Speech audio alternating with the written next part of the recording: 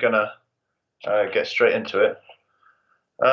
So today, if we go to the slide 2, just the overview of what we're covering. I'm going to talk a bit about what sound is. Sounds a bit basic, but obviously that's what we need to cover. Talk about what frequencies are, pitch, bass, and treble. There's a few words that you need to be able to understand in order that the rest of the weeks make sense, as Rich said. Talk a bit about how sound behaves in a room, how it radiates. I'm going to explain what decibels are, because you're going to see them pretty much every day. And then finally, going to talk a little bit about reflections and rooms. So if we crack on, slide 3, what is sound? Sound is vibrations of air particles. You've probably heard that before. What does that mean? Well, I posted a video on Slack which shows what sound actually looks like if you were to visualize it. And in the past, we've been struggling to kind of create ways to visualize sound. You know, a while back we had the kind of waves on the product boxes that were kind of spreading around the box, but that's not really what sound looks like. In reality, sound is very chaotic, and you can't really visualize it in a way that's particularly intuitive. But that video that I put online will help you see what it looks like. So in that video, you've got a whole lot of air particles that are kind of dispersed uniformly across that screen. And in the middle, you've got a string. So imagine that could be like an elastic band, or it could be a guitar string. And then that's going to start to vibrate backwards and forwards. And you can see that as it does so, it's pushing sound waves in one direction. And then it's pushing sound in another direction. As it's pushing it in one direction, it creates what's called a high pressure front. And that high pressure front continues to radiate across the screen even after the string has stopped. Behind the string in its wake is an area of low pressure. So this is what they call compression and rarefaction. And that's basically what we're hearing is sound particles moving as such. In reality, the sound particles tend to oscillate backwards and forwards in not a very large distance, but the pressure wave itself is what is propagated through the air. So what you're seeing in that video is the pressure wave rather than the actual air particles themselves. But it is probably the best visualization that I've found that kind of covers it all. If you were to plot the actual pressure as it's propagating through the air, then you'd get what you kind of see in this slide here, that sinusoidal wave going up and down. And you can see that every time the string reaches its endpoint, you've got a point of high pressure, and then it goes the other direction. You've got a point of low pressure, and so on. So you get that oscillation backwards and forwards. And as such, you can describe air and sound in 3 ways. You can describe it as the pressure, you can describe it as the particle displacement, or the particle velocity. And in all cases, the shape of that will be sinusoidal, a wave going up and down, as you've got in this little graph on slide 3. Speed of sound is dependent on the temperature, humidity, and the medium in which it's traveling. I say medium because it could be the speed of sound in water, it could be the speed of sound in air, and how fast the sound is traveling will depend on the temperature of that medium and the humidity of it. If the air is humid, the sound will travel faster. If it's in water, it will travel very fast. But in air, for all intents and purposes, room temperature, it's going to travel at 344 meters per second. And it's always going to travel the same speed for that particular medium. And the reason why this might be slightly counterintuitive is if you're driving a car at, say, 50 miles an hour, and you throw a ball from your car at, say, 10 miles an hour, the ball is going to be traveling at the sum of those 2 speeds, so 50 plus 10, 60 miles an hour. With sound, it's not like that. So you could have a speaker that's on your car, and your car might be traveling, well, say you beep your horn and you're traveling at 50 miles an hour. The speed of the sound isn't going to be the sum of the speed of the car and the speed of sound. It's just going to be the speed of sound. And that's why when a car drives past you quickly, you get that kind of meow kind of effect, that whoosh of sound. That's the Doppler effect. And that's because the speed of sound is constant. Moving on to the last point on this slide. If we're describing the loudness of a sound, we'll be using the term sound pressure level. We're actually using decibels usually, but for now it's sound pressure level. So if you go into a London club, then you'd be saying, oh, the sound pressure level of this club is whatever it is. And the units for that pressure is pascals. And a pascal is the unit for pressure, no matter whether you're talking about atmospheric pressure or sound pressure level. So I think that pretty much covers the very basics of what sound is, and in terms of how to describe it. If we move on to slide 4, I'm going to talk about what frequencies are, and how this relates to pitch, treble, and bass. So the speed of the oscillation of whatever's making your sound, or the speed of the oscillation of the sound wave itself, determines its frequency. So if you go back to that video that I posted on Slack, the speed of that string moving backwards and forwards would be the frequency. And you take that from the successive points. So when it gets to the end and then back to the beginning, that's one cycle, that's one oscillation. And so the length of time it takes to go from start to finish to start again is the frequency. Frequency is measured in the unit hertz, which is Hz, and that means cycles per second. And the faster it's going, the faster it cycles back through that range, then that's the higher number of hertz it's going to be, and that's the higher that the fundamental pitch is going to be. I use the word fundamental because you might have a sound that's complicated, like it might not sound complicated to you, but if you listen to the sound of a piano note, a piano being played, you'll know that's a piano because of how it sounds, and that's because it's not just one fundamental frequency. It's got things called harmonics and overtones, and that gives us the character of the sound and enables us to recognize it. But still, when you hit a piano note, there will be a fundamental pitch, and that fundamental pitch will be the lowest frequency of sound that's associated with that sound. So if you play a middle C, that will have a fundamental pitch associated with it. Now, some sounds won't have a pitch associated with them, like a drum cymbal may not have you wouldn't be able to sing along to a drum cymbal, right? You'd hit a drum cymbal, it would sound chaotic, it'd sound like a wash of sound. That's because there are almost an infinite number of fundamental frequencies playing at the same time. There's no one that stands out above the others, so it just has a chaotic, kind of complicated sound.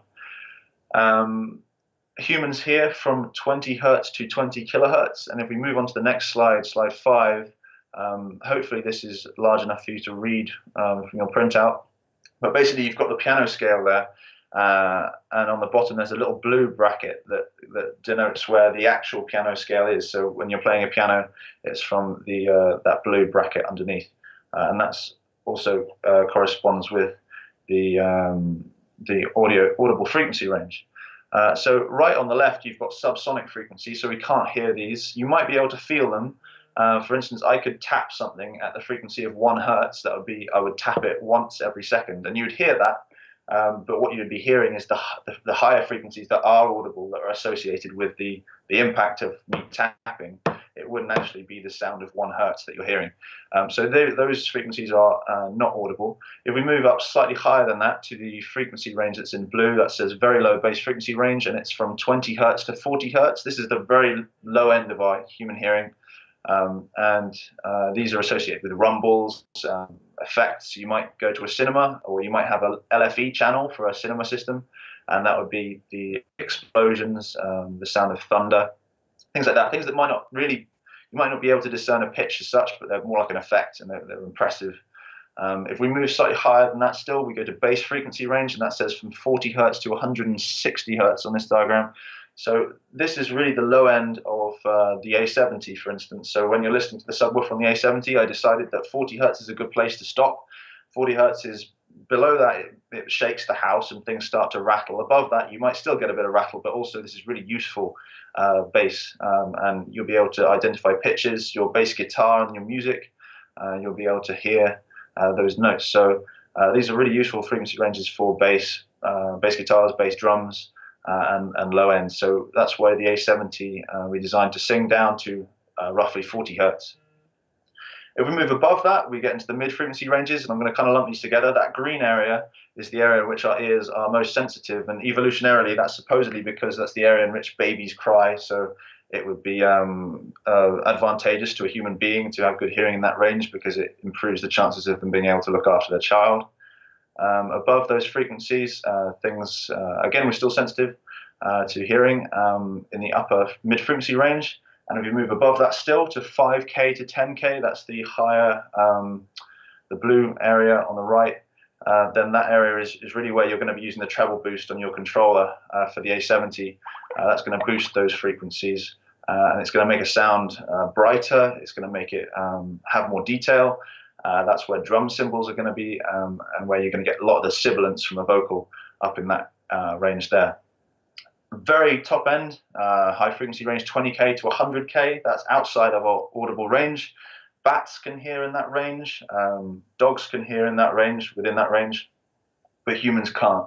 And I'm going to come back later on in weeks to talk about certain audio myths, and this will be relevant then, because often you get people selling stuff that has very high sampling rates. For instance, CD quality goes up to 20K. Well, now you can buy stuff for Pono that might go up to 3 or 4 times that, with sampling rates of 192K, and we just can't hear those frequencies, so it's not worth doing. So we'll come back to that and its relevance later on.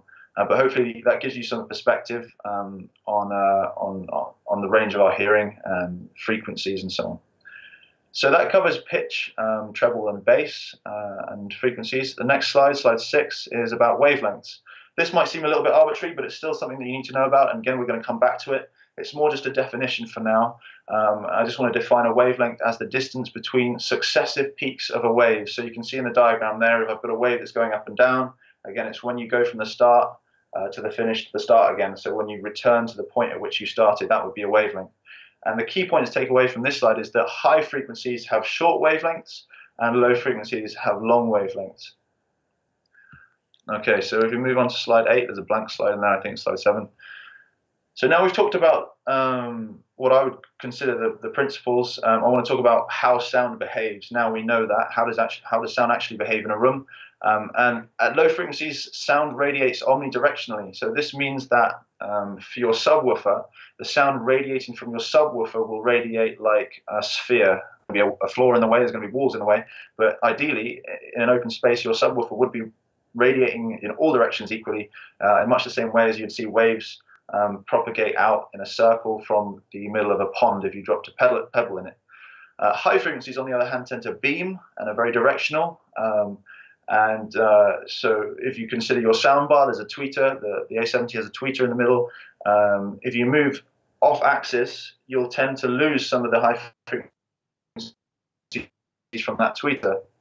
Now, what's speakers on the sides? We've got the side speakers, and that really does go a long way to help combat the fact that high frequencies are quite directional. If you compare this against normal soundbars that have just front-firing speakers or a normal stereo system, obviously they haven't got speakers on the sides, and when you move off axis, you do lose a lot of high frequencies.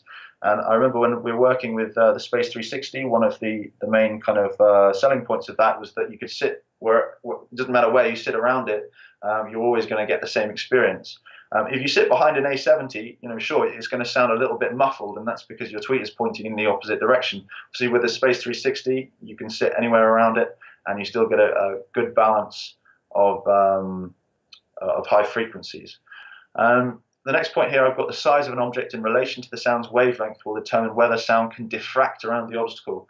Diffract means kind of move around or kind of ignore acoustically. So say you've got a sofa in your living room and you've got your A70 in front of it. If you were to hop behind your sofa, you'd find that the sound doesn't change that much in regards to the low frequencies. You're still getting a lot of bass there, but you're going to lose a lot of high frequencies. And this is because, so far as your bass frequencies are concerned, they're just going to be radiating omnidirectionally into the room.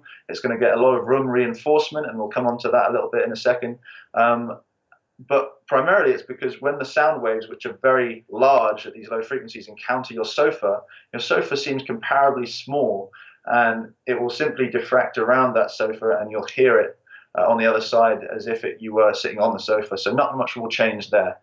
So far as your high frequencies are concerned, these are going to beam directionally out of your soundbar. They're going to hit your sofa. They're either going to be absorbed or reflected by your sofa, but your sofa's too big for the wavelength of sound at high frequencies to diffract around it, and that's why you lose a lot of your high frequencies. It's the same reason why if I put my hand in front of my mouth, you're still going to hear me, but it's sound a bit muffled.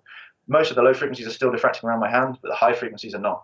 So this makes a big difference when we're talking about the sweet spot, and you move away from the stereo sweet spot. With a normal stereo system, not only does your stereo image completely collapse because you've moved off center, but you also start to get a more unbalanced sound, and that's because your high frequencies are going to be beaming you're sitting in the sweet spot. You've got a nice balanced sound, but when you move off axis, those high frequencies are going to be lost. Your low frequencies will still be there.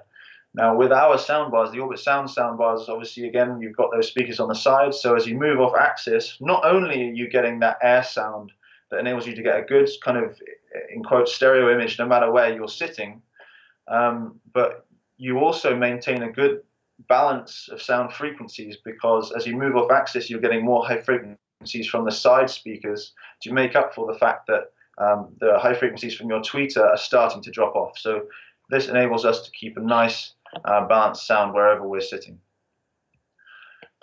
Next slide, slide 9, is on decibels. So again, we see decibels everywhere. We're going to see the term or the acronym dB in specification. So it's important we know what it is. It's a mathematical formula. It's quite a simple mathematical formula, but it enables us to describe the ratio of one signal level to another.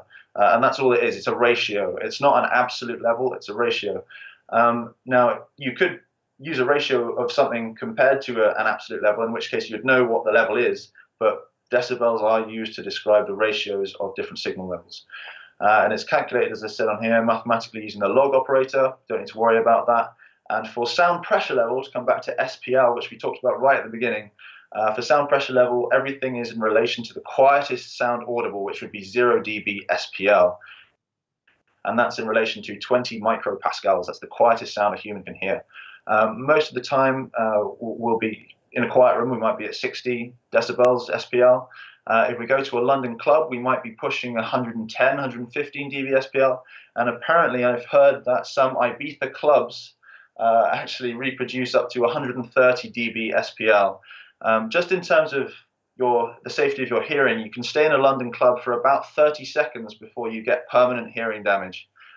So, next time you're in a London club, you might want to consider that. I don't know how important your ears are to you. Obviously, mine, I kind of make a living off them, so I need to protect them. But I'm certainly not going to be going to Ibiza without hearing protectors, because 130 dB, you're talking about instantaneous hearing loss permanently for your life.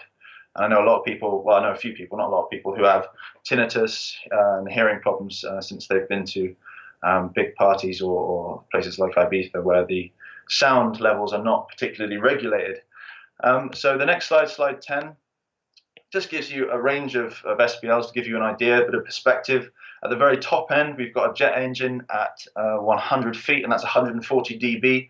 And for every 3 dB, you're looking at halving in the sound level, SPL. So a jet engine at 100 feet is 140 dB. As I said, Ibiza clubs, I've heard, can be up nearly 130 dB, so almost as loud as a jet engine. And then down at the bottom, you've got the weakest sound I heard, 0 dB, a whisper in a quiet library at 30 dB, and so on. So this just gives you a bit of idea, some idea about how things work. We've got the pain threshold there at 125 dB as well. So those Ibiza clubs are pushing your pain threshold. Moving on, slide 11. These are the last few slides now. I just want to talk a bit about how rooms interact with sound. This is really important for Orbit Sound, because a lot of hi-fi companies, they talk about sound treatment. They want to deaden reflections. They want to avoid reflections. They're afraid of reflections because they affect the quality of the sound. And it is true to an extent. It is true in that the reflections do affect the sound and they interact with it. So long as none of the problems are really bad, then actually what Orbit Sound do is work with the room, because we can't expect a consumer to listen to a soundbar in an anechoic chamber or a room with really expensive sound treatment, because it is expensive. So we need to think about, well, maybe our room's not that bad. And certainly the fact that we've got drivers, loudspeaker drivers in the sides of our speakers firing out sideways, a lot of that sound from those drivers is going to reflect off the walls. So when you're listening to an Orbit Sound soundbar, you're going to have a higher degree of reflected sound coming to your ears than you would with a typical stereo system, which is designed to beam. You're supposed to sit in the right place, and so on. So we need to think about the impact that reflections have on our sound. So I've got here on slide 11, the further you are from a sound source, the further you are away from it, and the less direct sound you're getting and the more indirect or reflected sound you hear. Similarly, we've got speakers in the sides. We're getting a lot of indirect sound arriving from those side speakers. You're also getting direct sound from those side speakers as well, because like I said earlier, some of that sound is going to diffract and radiate more omnidirectionally, so you're going to still be able to hear direct sound from those side speakers. But you are going to increase the amount of indirect energy in the room with the use of an orbit sound soundbar, because you've got speakers facing sideways. Now, the reflected sound that comes off the walls is going to be delayed to the indirect sound because it's got further to travel, right? That should be fairly intuitive. In fact, if you flick between slide 11 and slide 12, you can see slide 12 just depicts some of the possible angles of reflection that you might get from your speakers. This is a typical stereo system, of course, but you can see that even for a single speaker, you're looking at an infinite number of reflections at all different angles. So when the sounds arrive at your ears, some of them are going to have lost some energy because they're going to be absorbed by the walls, or some of them are going to be delayed more significantly than the others because they've traveled further. Some are going to bounce a few times before they hit your ears, and so on and so on. So what you're finding is that the sound, when it arrives at your ears, it's interacting quite heavily with the direct sound from your speaker. This is going to color, is the word we use, is going to color the original sound. This is not necessarily a problem. In fact, our ears are used to listening to sound in rooms. You know, we don't go into a room and we're listening to someone speaking and we think, oh God, his voice sounds terrible today. All these reflections are really interfering with his voice. We can't even recognize him. We never feel that way. In fact, our brains are really accustomed to different acoustic environments. So when we're listening to a sound bar, we tend to ignore and tune out of the reflections and the bad things that they might be causing us. And on the plus side, the sound of a room really enables us to feel like the sound is natural, because we're always listening to it in a room. If a sound sounded like it wasn't coming inside a room, it would sound bizarre, and we wouldn't feel relaxed listening to it in that environment anyway. So we shouldn't be afraid of reflections or the effects of rooms. Moving on to the last slide, just want to talk a bit about standing waves or room modes. So the reflection slide before was really talking about mid frequencies and high frequencies predominantly. At low frequencies, you get all those effects as well. But because sound at low frequencies radiates omnidirectionally, and because low frequencies have such large wavelengths, you'll find that you get what's called standing waves or modal behavior or room modes at low frequencies. And this is basically where the sound in the room at low frequencies starts to resonate, and you standing waves. And these standing waves, the reason why they're called standing waves is because they tend to they get set up in the room, and once your soundbar is playing, they tend to behave in the same way all the time, and you get these resonances. And this means that as you walk around a room, if you've got the same sounds playing at low frequencies, you'll feel like, oh, okay, some of this sound is slightly louder when I stand here, it's a bit quieter over here, and so on. And so where those loud and quiet points are depends both on the size of your room and the frequencies that are playing. And the result of this is that some bass sounds will sound boomy and others will be quiet. You'll find that if you're in a store environment, those modes, if it's a big store, will be very low in frequency, and actually you'll get a relatively balanced low frequency sound. At the same time, you'll probably find that in a store environment, the subwoofer sounds comparatively quiet, and that's because your subwoofer is radiating omnidirectionally. And if you've got no room reflections and you're in a huge room, then you'll find that a lot of the energy will simply dissipate into the air. So you'll have to turn your subwoofer up potentially if you're in a very large store environment. If you bring it into a small living room, you'll find it almost sounds overpowering if you've got the bass notched up a bit. And this is, again, related to both this standing wave issue and also the fact that sound at low frequencies radiates omnidirectionally. And the result of this is that loudspeakers will sound different in different environments. They'll sound different depending on where you put the subwoofer. But the bottom line is, it's a relatively subtle issue, and people generally won't be like, oh, if I move my subwoofer over here, it drastically changes the sound. This is kind of picking hairs, really. It's not a major issue. But it is something that you should be aware of, and it is why you might get quieter or louder spots in a room at low frequencies. I think that pretty much covers everything I wanted to say on this first tutorial. So we've got a question here, which is, what size room is a soundbar not powerful enough for, or what is the maximum room size? There isn't really a rule of thumb for this. I would say, if your soundbar is sounding good in a store environment, then you're not going to get a room bigger than that. And I think Rich mentioned as well the idea that we've got a lot of flexibility with the remote control. to tailor the amount of bass that is too much or too little for your room. You know, we can boost that bass if your room is particularly large, or if your subwoofer is a long way away from you, or if it's radiating all its energy into the room, and by the time it reaches you, it's not loud enough. So you've got a lot of flexibility there with the subwoofer, and I wouldn't say that there's a room that's just too big to reproduce sound for. I get, especially if there's only one listener. I guess, you know, if you were thinking about a cinema and you had a whole load of listeners sat not just at the front, but, you know, quite a few meters back as well, and you might want to consider a bigger system. But certainly, so far as every living room that I've ever been in, I can't imagine the A70 not being powerful enough to do the job. So I think that's what I'd say there. And again, the remote control gives you the flexibility. If your room is very small and it's sounding too boomy, then you can notch it down a bit or whatever. So I think that's probably the best way to answer that. Thanks for listening, I guess.